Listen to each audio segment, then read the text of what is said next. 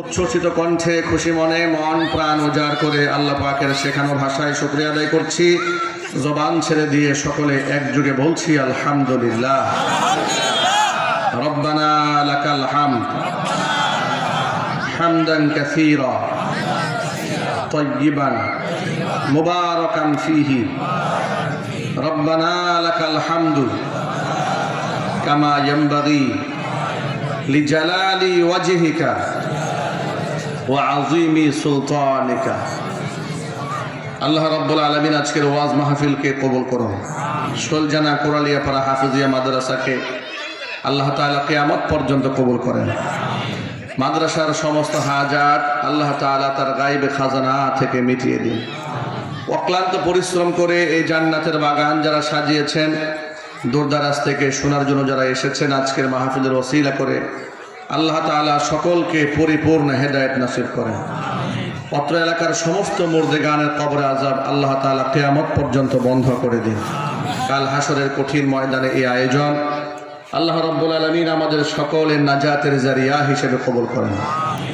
এই অপারেটর ভাই, এই বক্সগুলোতে একটু আওয়াজ দিয়ে স্টেজে আমাদের কানে যেন আওয়াজ পায়।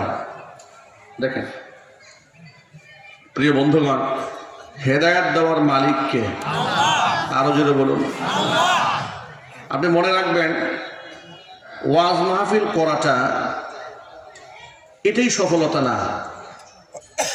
আপনি এই ওয়াজ মাহফিল কেন করেছেন, এটা করে কতটুকু ইলিম হাসিল করেছেন, এখান থেকে কতটুকু উপকৃত হতে পেরেছেন, এটা হচ্ছে সার্থকতা।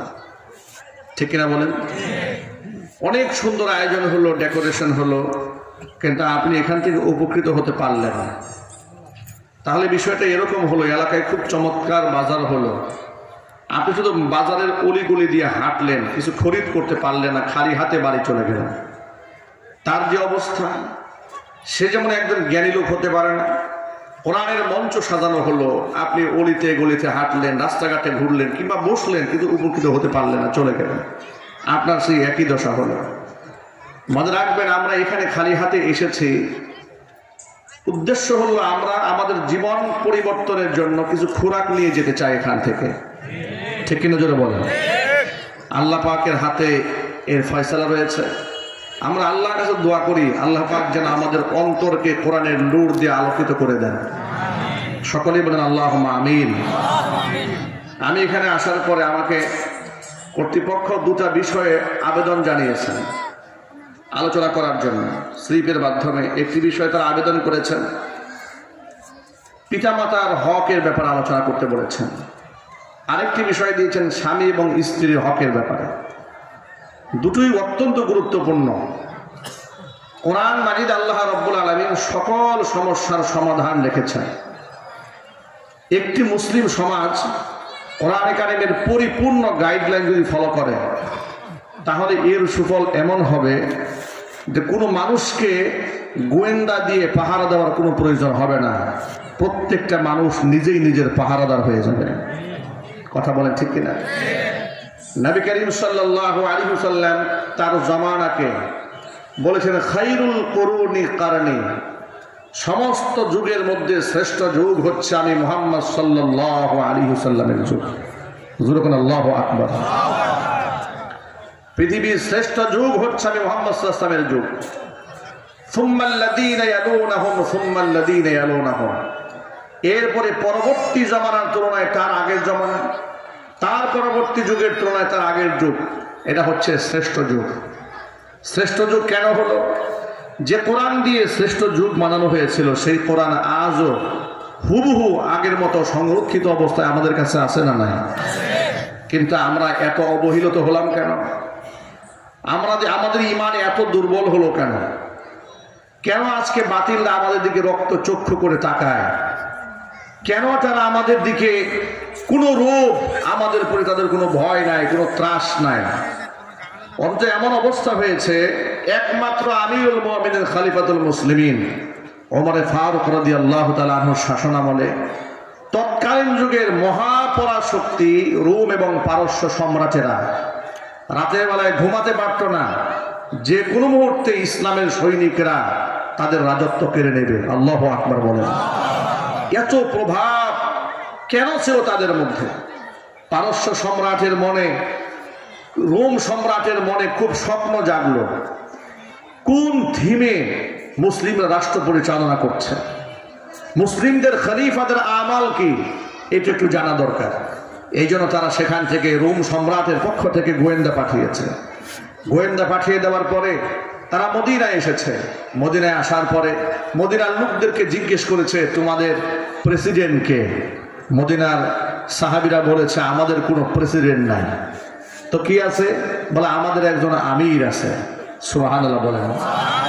আমাদের কোনো প্রেসিডেন্ট নাই, আমাদের কোনো রাজা নাই, আমাদের কোনো বাদশাহ নাই, আমাদের একজন খলিফা আছে, আমাদের একজন আমির আছে। তিনি হচ্ছেন আমিরুল মুমিনিন খলিফাতুল মুসলিমিন ওমর ইবনুল খাত্তাব রাদিয়াল্লাহু তাআলা আনহু। রোম বাদশার পক্ষ থেকে প্রেরিত লোকেরা বলল, আমরা রোম সম্রাটের পক্ষ থেকে প্রতিনিধি এসেছি মদিনায়, তোমাদের সম্রাটের সাথে, তোমাদের আমিরের সাথে, রাজার সাথে সাক্ষাৎ করতে চাই। তিনি কোথায় আছে তোমরা কেউ বলতে পারবে? এলাকার লোকেরা বলল, কিছুক্ষণ আগে শুনেছিলাম তার নাকি একটা উট হারায় গেছে, তিনি উট তালাশ করতে বের হয়েছেন। সুবহানাল্লাহ কি বাড়ি গিয়ে বলবেন? এ কথা শুনে রোমের বাদশার প্রেরিত লোকেরা অবাক হয়ে গেছে। বলে কি, এত বড় শাসকের উট হারায় গেছে, উট খুঁজতে শাসক নিজে বের হয়ে গেছে, এ কি আজীব কথাবার্তা। বলে, হ্যাঁ, উনি একটু আগে এদিকে ছিলেন, এরপরে উনি উট খুঁজতে বের হয়েছেন। সুবহানাল্লাহ বলবেন না ভাই? যার ভয়ে রোম পারস্য সম্রাট থরথর করে কাঁপছে, তিনি উট তালাশ করতে গেছে। কি বিস্ময়কর কথাবার্তা। জিজ্ঞেস করলেন, তাহলে এক কাজ করো, তিনি কোন জায়গায় গেছেন আমাকে একটু নিয়ে চলো। একজন সাথী খলিফাতুল মুসলিমিন যেদিকে গিয়েছেন সেই দিকে এই মেহমানদেরকে নিয়ে রওনা হয়েছেন। অনেক খোঁজাখুঁজির পর গিয়ে দেখে প্রচন্ড গরমের মধ্যে মরু প্রান্তরে একটা ইট মাথায় দিয়ে হযরত ওমর শুয়ে আছে। আরো জোরে কোন সুবহানাল্লাহ। অবাক হয়ে গেলেন খলিফা, অবাক হয়ে গেলেন ওই মেহমানগুলো।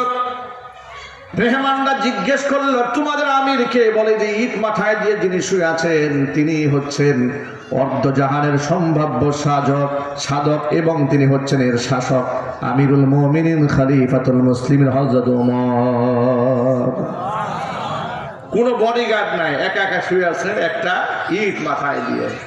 এই দৃশ্য দেখে খলিফার লোকেরা এবং যারা রোম থেকে এসেছে তারা এসে বলল যে আমি আপনাদেরকে জিজ্ঞেস করবো না যে আপনি একা একা কোনো বডিগার্ড ছাড়া আপনি কেন বের হয়েছেন, এটা জিজ্ঞেস করার কোনো প্রয়োজন নাই। আপনি নিঃসন্দেহে আপনি আপনার জনগণের হক আদায় করেছেন বিদায় গোটা জাতি আপনার পাহারাদার হয়ে গিয়েছে। চিৎকার দেখুন আল্লাহু আকবার। এটা হয়েছে একমাত্র আল্লাহ পাকের কোরআনের কারণে। ঠিক কিনা জুড়ে বলেন? কিন্তু আমরা কি এমন একটা সমাজ ব্যবস্থা করতে পেরেছি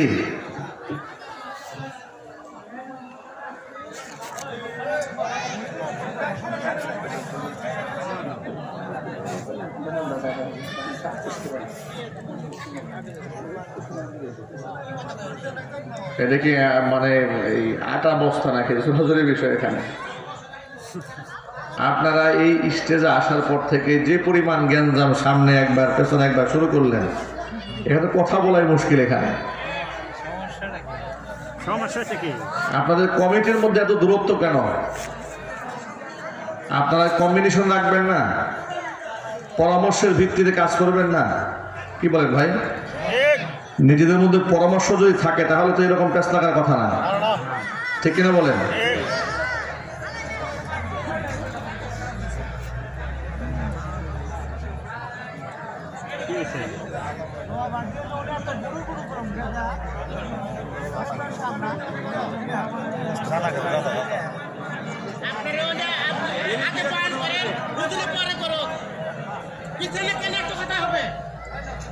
ভাই কথা বলার বিষয়টা হচ্ছে মেজাজের ব্যাপার। এখন আমি কথা বলতেছি, আপনি এখান থেকে চিল্লাবেন কতক্ষণ, সামনে চিল্লাবেন, পেছনে চিল্লাবেন, এটা কি কথা বলা সম্ভব? বলেন আপনারা বলেন, এটা কি সম্ভব? আপনারা যদি চান যে ওয়াজ এখানে বন্ধ হয়ে যাক ভাই, তাহলে বন্ধ থাক। আপনারা কি মনে করেন আমরা কি এখানে জোর করে ওয়াজ করতে আসছি? হ্যাঁ, না। কোরআন আমার সামনে, আল্লাহকে সাক্ষী রেখে বলছি, এই কর্তৃপক্ষ আমাদেরকে দাওয়াত করেছে অত্যন্ত রিকোয়েস্ট করে, অনেক অনুরোধের পরে। আমাদের 2024 সালে 25 সালে কোনো শিডিউল নাই, আমাদেরকে আব্বা ডাকলেও কাজ হবে না। 24 সালেও ডেট নাই, 25 সালেও ডেট নাই। কর্তৃপক্ষ বললেন হুজুর যদি টাঙ্গাইল জেলার আশপাশে মাহফিল থাকে ওর সাথে মিলাইয়াই দেন। কথা ভালো করে শোনেন, এই রেকর্ড হচ্ছে কথা, ভালো করে শোনেন যে টাঙ্গাইল জেলার আশপাশে মাহফিল থাকলে মিলাই দেন, অসুবিধা নেই। আমাদের তো আগে করেন বা পরে করেন, এভাবে মিলাই দেন। আমার যিনি সহকারী, যিনি ডায়েরি লেখেন, তার সাথে যোগাযোগ করে টাইম মেনটেন করে এখানে আমাকে স্টেজে রাত 8টায় উঠানোর কথা। এইভাবে ডেট কনফার্ম করা হয়েছে। 8টা থেকে 9টা পর্যন্ত বয়ান করবে এখানে, এরপরে আমার 10টা আরেক জায়গায় মাহফিল ধরতে হবে। আসার পরে আজকে তিনি অনুরোধ করেছেন যে হুজুর আমাদেরকে 1 ঘন্টা পরে উঠেন। কথা বুঝতে পেরেছেন? আমি তাদের অনুরোধ রক্ষা করেছি। অন্য বক্তা হলে এতক্ষণ চলে যেত। আমি দেখা যাচ্ছে ভদ্রতা দেখায় বড় বিপদে আছে এখানে এখন। কি বলেন আপনারা? আমি আপনাদের এত আবদার রক্ষা করলাম, কিন্তু আপনারা ভদ্রতা রক্ষা করতে পারেন না। কথা বলেন ভাই, ঠিক কিনা বলেন? আমি যদি আপনাদের এতগুলো রিকোয়েস্ট রক্ষা করতে পারি, তো আপনারা কেন এটা বিশৃঙ্খল পরিবেশ তৈরি করতেছেন? এতক্ষণ অনেকগুলো কথা বলা যেত, আপনারা এই মিস্টেকটা করলেন। কথা বলেন, ঠিক আছে? অনেকগুলো কথা হয়ে যেত, আপনারা মাঝখানে এই বিশৃঙ্খলা সৃষ্টি করলেন। আপনাদের যদি কোনো কথা বলার প্রয়োজন মনে করেন, তাহলে মেহেরবানি করে আপনারা নিজেরা একটু পরামর্শে বসেন মসজিদে, অন্তত পক্ষে অল্প সময়ের জন্য এই জায়গাটা আপনারা একটু ফ্রি করে দেন। কি আপনারা যদি আমাকে বলেন যে হুজুর আমরা অল্প সময়ের জন্য এই জায়গাটা ফ্রি রাখতে পারবো, তাহলে আমি কথা বলবো ভাই। তা না হলে আমি জ্ঞানজাম করে কথা বলার আমার কোনো আগ্রহ নাই এখানে। যদি আপনারা আরেকটা নয়েজ দেন এখানে, আমি আবার বলতেছি, লাস্ট কথা আমার, আর একটা নয়েজ যদি আপনারা দেন, আমি এখান থেকে জাস্ট উঠে যাব। আমি বিদায় নেওয়ার সময় দেবো না, জাস্ট চলে যাবো এখান থেকে। যদি আপনারা আমাকে ডিস্টার্ব করেন, আমি আপনাদের মেহমান, আপনাদের ডিস্টার্ব নেওয়ার জন্য আসি নাই, আর জোর করে দাওয়াত গ্রহণ করে নেয়। আমাকে হাতে পা ধরে আপনারা আনছেন, আনার পরে আবার আমার সাথে আপনারা বাক বিতণ্ডা জড়াবেন, জোর করে আধা ঘন্টা চায় নেবেন। এটা তো চরম বিয়াদবি। কি বলেন? এটা নিতান্ত বিয়াদবি করা হচ্ছে এখানে। এটা ওয়াজ করার আগে আগে আদব শিখবেন। আলেমদেরকে কিভাবে রিসিভ করতে হয়, তাদের সাথে কিভাবে কন্ট্যাক্ট করতে হয়, কারা যোগাযোগ করেছে তাদেরকে কথা বলবেন সরাসরি। আর কথা বলতে মনে চাইলে আপনার ঘরে গিয়ে মারামারি করেন আধা ঘন্টা, অসুবিধা নাই তো। কিন্তু এখানে এসে ওই পরিবেশ নষ্ট করতেছেন কেন? যিনি দাওয়াত দিয়েছেন তার সাথে কথা বলেন, সমাধান হয়ে যায়। এখানে চিল্লায় কোনো ফায়দা হবে ভাই? মেহেরবানি করে কথা বলবেন না, মেহেরবানি কথা বলবেন। যতক্ষণ কথা চলবে চুপ থাকতে হবে। আপনারা যদি ওয়াদা করেন আমি ওয়াজ করব, আপনারা ডিস্টার্ব করতে পারবেন না। ওয়াদা করে হাত তুলে রাখবেন, ভালো করে তোলেন। যদি একজন আমাকে ডিস্টার্ব করেন, এদিক সেদিক করেন, আমি কিন্তু চলে যাবো উঠে এখান থেকে। এবার কথা যেন মনে থাকে, কথা আগে বুঝবেন। আপনারা দাওয়াত করছেন সেদিন, আর লোকেরা দাওয়াত করছে 1 বছর আগে। এটাও তো আপনাদের চিন্তা করতে হবে, ঠিক না ভাই?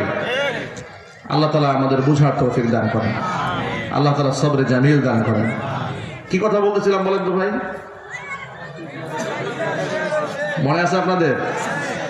মাশাআল্লাহ, স্মৃতিশক্তি ভালো আছে। আমি তো ভুলে গেছিলাম ঝগড়া সব। যে কথা বলতে চেয়েছিলাম, যদি কোরআন মাজিদের আহকামাতগুলো সমাজে বাস্তবায়িত হতো, তাহলে এই সমাজে পুলিশ দিয়ে, র্যাব দিয়ে, বিডিআর দিয়ে লোক পাহারা দেওয়ার প্রয়োজন হতো না। এক একজন মানুষ তার নিজেই পাহারাদার হয়ে যেত, ঠিক কেন জোরে বলেন? এমন পাহারাদার হয়েছে। এই অপারেটর ভাই একটু বক্স এটা আওয়াজ দেন, আমার কানে আওয়াজ দেন। আপনি বক্সে আমার, হ্যাঁ এখানে আওয়াজ দেন। জি, এটা আওয়াজটা ঠিক রাখবেন যেন না কমানো হয় ভাই। এবার রাষ্ট্রদূত এসেছে রোম থেকে, তারা তো হতবাক হয়ে গেছে। একটা রাষ্ট্রপ্রধান শুয়ে আছে ইট মাথায় দিয়া, মাঝখানে কোনো তার খাদেম নাই, বডিগার্ড নাই, ফোর্স নাই, কিচ্ছু নাই। এসএসএফ নাই, বিএসএফ নাই, বডিগার্ড নাই, কিচ্ছু নাই, দাঁড়ায় আছে, একা হয়ে আছে।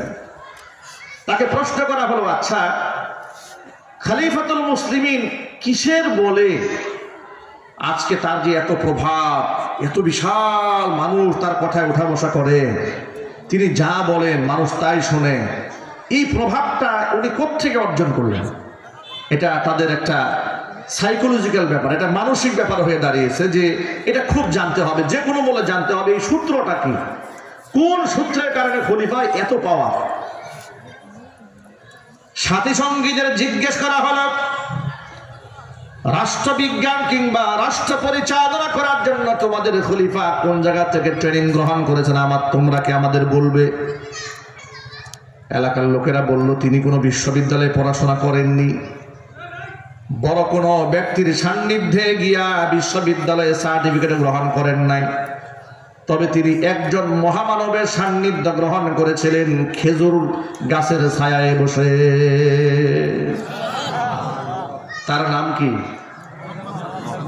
মুহাম্মদ রাসূলুল্লাহ সাল্লাল্লাহু আলাইহি ওয়াসাল্লাম।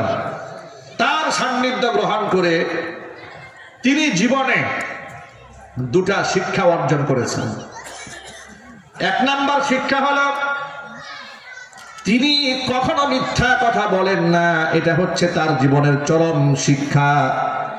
জীবনে একটা মিথ্যা শব্দ মুখ থেকে তিনি ভুলে উচ্চারণ করেন না, জোরে কোন সুবহানাল্লাহ। এটা হলো একটা পাঠ। আরেকটা শিক্ষা গ্রহণ করেছেন রাসূলের কাছ থেকে, তিনি কাউকে ধোঁকা দেন না এবং কারো কাছ থেকে তিনি ধোঁকাও খান না। আল্লাহু আকবার বলেন। এটা হচ্ছে তার রাষ্ট্র পরিচালনার থিম। তিনি সত্যের উপর অবিচল থাকেন, অসত্যকে কখনো প্রশ্রয় দেন না, এটা হচ্ছে এক নাম্বার গুণ তার। আরেকটা গুণ হচ্ছে কোনোদিন কাউকে তিনি ধোঁকা দেন না এবং তিনি কারো কাছ থেকে ধোঁকা খান না। এই যোগ্যতা তিনি অর্জন করেছেন বিশ্বনবী মুহাম্মদ রাসূলুল্লাহ সাল্লাল্লাহু আলাইহি ওয়াসাল্লামের সান্নিধ্য গ্রহণ করে। চিৎকার দেখুন আল্লাহু আকবার। এই জন্য সততা, ন্যায়পরায়ণতা, ইনসাফ এবং আদালত এটা অত্যন্ত গুরুত্বপূর্ণ একটা ইস্যু মুসলমানদের জন্য। যে মুসলমানদের ভিত্তি ছিল সততার উপরে, আজ গোটা জাতিগোষ্ঠীর মধ্যে সেই মুসলমানরা সবচাইতে বেশি মিথ্যা কথা বলে। কথা বলেন ঠিক কিনা বলেন? ইউরোপ আমেরিকায় যান, অমুসলিম দেশ, জাপানে যান, জাপানের অধিকাংশ নাগরিক তারা আল্লাহকে বিশ্বাসই করে না। তারা বিশ্বাস করে যে এই দেহ একদিন নষ্ট হয়ে যাবে, পচে গলে হাড্ডি সার হয়ে যাবে। অধিকাংশ মানুষ আল্লাহকে বিশ্বাসই করে না। তারা বলে দেয়ার ইজ নো গড। আল্লাহকে বিশ্বাস না করেও এতটা সত্য জীবনযাপন তারা এমনভাবে শিখেছে যে সেই দেশে আপনি কাউকে ধোঁকা দিতে পারবেন না, কাউকে ঘুষ দিতে পারবেন না। প্রশ্ন হলো, একটা অমুসলিম হয়ে সততা ইসলাম থেকে নিয়েছে, কিন্তু আমরা মুসলমান হওয়ার পরে যে মুসলমানদেরকে প্রত্যেক সপ্তাহে একবার আনুষ্ঠানিকভাবে জুমার নামাজে খতিব সাহেবরা সত্যবাদী তারা তালিম দেয়, সুদ যেন গ্রহণ না করে তাদেরকে সবক শেখায়, ঘুষ যেন গ্রহণ না করে সবক শেখায়, তাদেরকে শিখিয়ে দেয় সুদ গ্রহণ করা হারাম, ঘুষ নেওয়া হারাম, মিথ্যা কথা বলা কবিরা গুনাহ, বেপর্দা করা কবিরা গুনাহ, অন্যের হক নষ্ট করা কবিরা গুনাহ, বড়দেরকে অশ্রদ্ধা করা কবিরা গুনাহ। এত কিছু হাতে করে করে যে জাতিকে শেখানো হয় প্রত্যেক সপ্তাহে আনুষ্ঠানিকভাবে জুমার নামাজে খতিব সাহেবরা, এত কিছু শেখানোর পরেও বাস্তবতা পুরো ভিন্ন হয়ে দাঁড়িয়েছে। এই মুসলমানেরা তামাম পৃথিবীর মধ্যে সবচেয়ে বড় মিথ্যাবাদী জাতিতে আজকে পরিণত হয়েছে। এই জন্য এত বিপদ আমাদের উপর আসে। চরম মুসিবত কেন আসে? কোরআন সামনে আছে, কোরআন বিশ্বাস করে না, মিথ্যা কথা বলে। ঠিক আছে যেটা বলে। অথচ মিথ্যা কথা বলা শুধু হারাম নয়, এটা ডাবল পর্যায়ের হারাম। কেমন হারাম? আল্লাহ নবী বলেন, আলা উনাব্বিউকুম বিআকবারিল কাবাইর, আমি কি তোমাদের কি কবিরা গুনার মধ্যে আরো সবচেয়ে ভয়াবহ কবিরা গুনার কথা বলে দিব না? সাহাবায়ে কেরাম বলেন, আপনি নিশ্চয়ই বলে দিবেন। নবী করিম সাল্লাল্লাহু আলাইহি ওয়াসাল্লাম বললেন, আকবারুল কাবাইরি সালাসা, তিনটা গুনাহ হচ্ছে কবিরা গুনার মধ্যে জঘন্যতম কবিরা গুনাহ। এক নাম্বার হচ্ছে আল ইশরাকু বিল্লাহ, আল্লাহর সাথে শরীক স্থাপন করা। দুই নাম্বার হচ্ছে উকুকুল ওয়ালিদাইনি, পিতা মাতার নাফরমানি করা। তিন নাম্বার হচ্ছে কওলুজ জুর ও শাহাদাতুজ জুর, মিথ্যা কথা বলা অথবা মিথ্যা সাক্ষ্য দেওয়া। তাহলে আল্লাহর সাথে শরীক স্থাপন করা এটা ছোটখাটো কবিরা গুনাহ নাকি মারাত্মক লেভেলের কবিরা গুনাহ? এতে কোনো সন্দেহ আছে? এক নাম্বার। দুই নাম্বার হুকুকুল ওয়ালিদাইনি, পিতা মাতার নাফরমানি করা। এটা ছোটখাটো কোনো বিষয় নয়। অনেক মানুষের মনে করে আমি তো দান করি, সদকা করি, নামাজ পড়ি, রোজা রাখি, বউরে পর্দা করায়, বাপ মার প্রতি একটু অবহেলা হলে অসুবিধা কি? কসম আল্লাহ, ইসলাম শুধু নামাজ রোজার কথা বলে নাই, 30 পারা কোরআন এত বড় গ্রন্থ আল্লাহ নাজিল করে শুধুমাত্র 5টা কথা বলার জন্য নাজিল করেননি। আল্লাহ রাব্বুল আলামিন এখানে এই পৃথিবীর মানব জীবনে সংগঠিত হওয়া এমন কোন বিষয় নাই যে বিষয় নিয়ে আল্লাহ পাকে আলোকপাত করেন নাই। আল্লাহ কোরআনে বলেন ওয়ানাজ্জালনা আলাইকাল কিতাবা তিবয়ানাল লিকুল্লি শাইইন ওয়া হুদাও ওয়া রাহমা ওয়া বুশরা লিল মুসলিমিন। আনাবিজি আপনার উপরে এমন কিতাব নাযিল করেছি তিবয়ানাল লিকুল্লি শাইইন, সব কিছু বর্ণনা সুস্পষ্ট করে দিয়েছি। এটা হচ্ছে হিদায়াত, এটা হচ্ছে সত্য পথের দিশা দেবে। ওয়া রাহমাতান, এটা হচ্ছে রহমত। ওয়া বুশরা লিল মুসলিমিন, মুসলমানদের জন্য সুসংবাদ। জোরে জোরে বলেন সুবহানাল্লাহ। আমার যুবক ভাইরা, তাহলে 1 নাম্বার কাজ হচ্ছে শিরক থেকে আমাদের বাঁচতে হবে। আপনারা এক বাক্যে জবাব দেবে, আপনারা সকলে বলেন এই জমিনের মালিক কে? আল্লাহ। আসমানের মালিক কে? আল্লাহ। সার্বভৌমত্বের মালিক কে? আল্লাহ। আমাদের দেশের সংবিধানে লেখা আছে সার্বভৌমত্বের মালিক হচ্ছে জনগণ। এই শিরকি শব্দ সংবিধান থেকে বাদ দিতে হবে। আওয়াজ না কেন আপনাদের? কে বিএনপি, কে জাতীয় পার্টি, কে জামাত ইসলামী, কে আওয়ামী লীগ, মুসলমানের সন্তান হলে ঠিক বলতেই হবে, এর পক্ষে কথা আপনাকে উচ্চারণ করতেই হবে যদি আপনি আল্লাহকে বিশ্বাস করেন। কোরআন বলেছে ওয়ালিল্লাহি মিরাসুস সামাওয়াতি ওয়াল আরদ, আসমান জমিনের উত্তরাধিকার সম্পদ এটা আল্লাহর মালিকানা। আল্লাহ যাকে খুশি তাকে দান করেন, নেতৃত্ব দেওয়ার জন্য, খেলাফত করার জন্য। কিন্তু মনে রাখবেন মালিকানা মানুষের নয়, মালিকানা কার? আরো জোরে বলেন। সংবিধানের এই অংশটা পরিবর্তন করার দরকার আছে না নাই? অন্তর্বর্তীকালীন সরকার ডক্টর মোহাম্মদ ইউনূস রাষ্ট্রের বিভিন্ন গুরুত্বপূর্ণ ব্যক্তিদের পক্ষ থেকে পরামর্শ গ্রহণ করছেন সংবিধান পুনঃসংস্কার করার জন্য। আলেম ওলামারা ইতোমধ্যে লিখিতভাবে সংবিধানে কিছু প্রস্তাবনা পেশ করেছেন।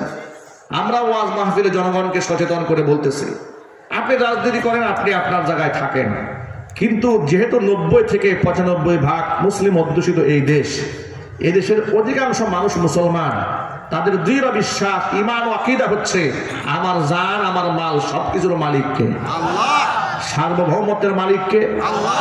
সুতরাং সংবিধানে যে কুফরি শব্দটা লেখা হয়েছে এটা বাদ দিয়ে সংবিধানে লিখতে হবে সার্বভৌম ক্ষমতার মালিক একমাত্র আল্লাহ রাব্বুল আলামিন। কথা বলে না কেন ভাই? লেখা আছে জনগণ সর্বময় ক্ষমতার অধিকারী। লা হাওলা ওয়ালা কুওয়াতা ইল্লা বিল্লাহ। জনগণ ক্ষমতার মালিক। ক্ষমতার মালিক কে? আল্লাহ পাক ক্ষমতার মালিক। এই জন্য এগুলো পরিবর্তন করতে হবে। আমার প্রিয় বন্ধুগণ, শিরক এমন ভয়াবহ গুনাহ, মানুষের আমলকে বরবাদ করে দেয়। কোন ব্যক্তি যদি শিরক করে মারা যায়, এই দুনিয়াতে তার যত ভালো কাজ আছে সব বরবাদ হয়ে যায়।